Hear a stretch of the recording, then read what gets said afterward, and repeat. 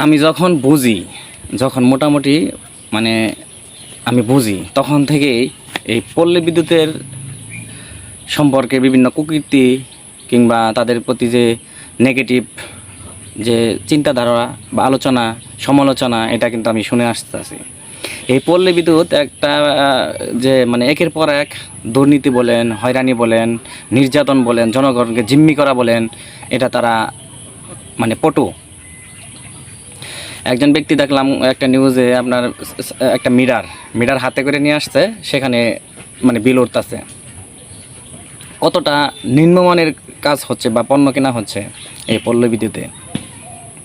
এক ব্যক্তি তো পল্লী বিদ্যুতে চাকরি করে, তিনিও দেখাইলেন একটা নিউজে দেখলাম, মানে সব কিছুই আপনার 2 নাম্বার, সব কিছু 2 নাম্বার। একটা ঠাডা পড়লে দেখা গেছে যে বিভিন্ন যন্ত্রাংশ নষ্ট হয়ে যায়, সিম্পল একটা ঠাডা পড়ার কারণে। এত নিম্নমানের জিনিস। আবার দেখা গেছে বাউচারে দেখবেন যে আপনারা এক একটা জিনিসের দাম যদি থাকে 10 টাকা, সেখানে দেওয়া হয়েছে 500 টাকা। যেখানে আপনার 500 টাকা সেখানে দেওয়া হয়েছে 5,000 টাকা, যেখানে 5,000 টাকা সেখানে 5 লাখ টাকা। এইভাবে দুর্নীতি হচ্ছে, একদম চোখ বন্ধ করে তারা দুর্নীতি করতেছে। দিন শেষে কি জ্বালা যন্ত্রণা কাদের? সাধারণ গ্রাহক যারা আছে আমরা তাদের। ভুতুরে বিল হচ্ছে, চোখ বন্ধ করে বিল লাগতেছে, একের পর এক বিল, বিদ্যুৎ খরচ না করেও তারা বিল দিতে হচ্ছে। এই হলো আমাদের পল্লী বিদ্যুতের গুণগত মান এবং বৈশিষ্ট্য।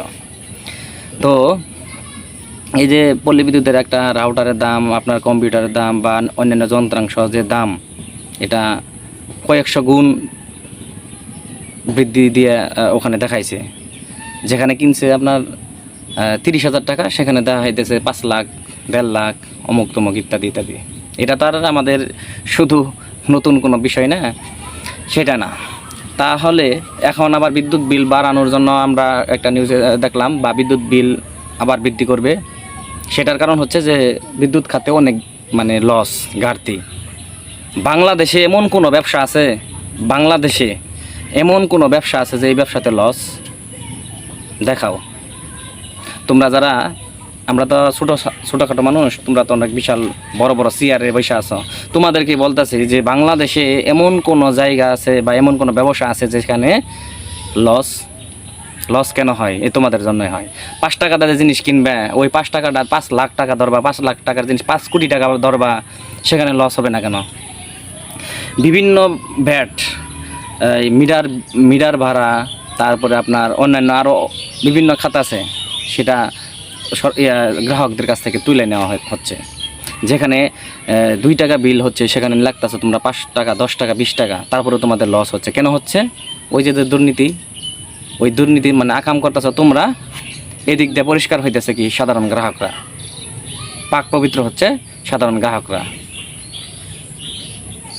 এটা আমাদের দেশে হবেই, থাকবেই। কেন? সকল জায়গাতে দুর্নীতি। কে বিচার করবে?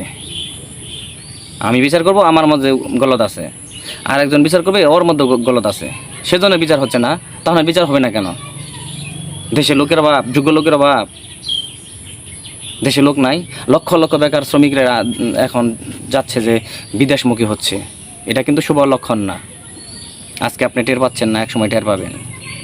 প্রবাসীরা ডলার না দিলে, মানে বড় বড় বুলি আওড়াচ্ছেন যারা, প্রবাসীরা ডলার না আসলে এই বুলি আওড়ানি বন্ধ হয়ে যেত।